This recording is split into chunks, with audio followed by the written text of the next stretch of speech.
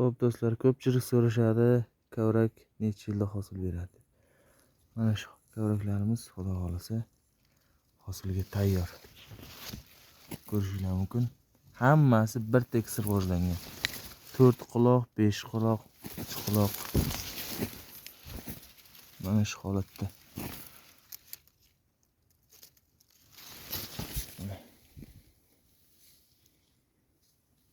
Juda mo'shlik. Mana shu 6 quloq ekan shuni o'zi. Mana buni o'zi 5 quloq ekan. Mana shu holatga keltirsalaringiz, bemalol hosil olaversalaringiz bo'ladi Xudo xolasa.